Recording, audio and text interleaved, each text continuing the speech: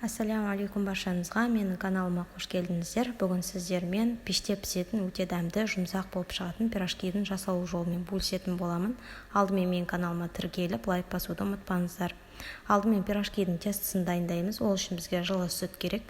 Оның үстіне жылы суымызды құямыз.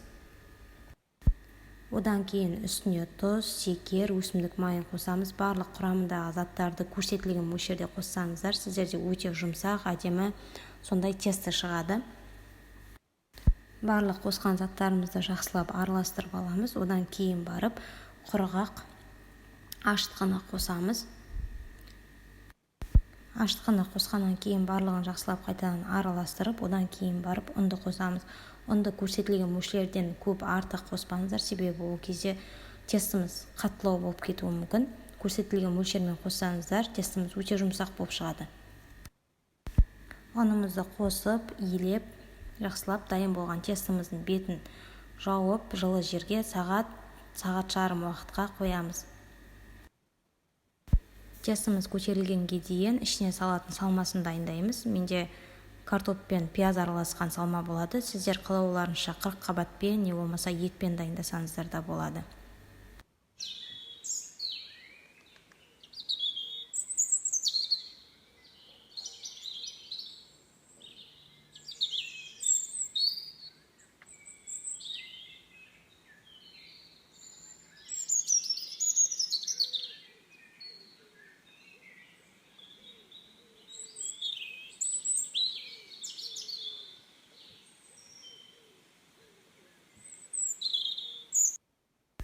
Тестіміз көтерілгеннен кейін оны жақсылап жайып, өзімізге керек формада дайындаймыз. Мен орташа мөлшердегі кесемен өлшеп, сол бойынша дайындадым. Сіздер одан үлкен немесе кіші етіп те дайындасаңыздар болады.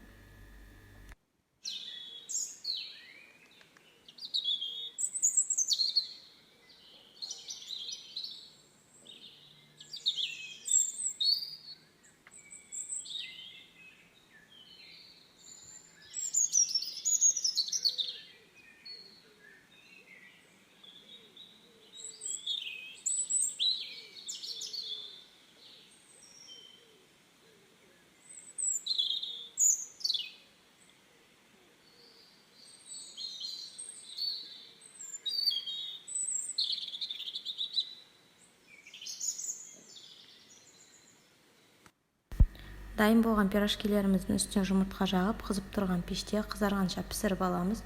Бұл пирожкилер өте қалың да емес, жұқа да емес, орташа болып шығады. Жасап көріңіздер. Дәл осы тестімен жасасаңыздар, сіздерге ұнайтынына сенімдімін.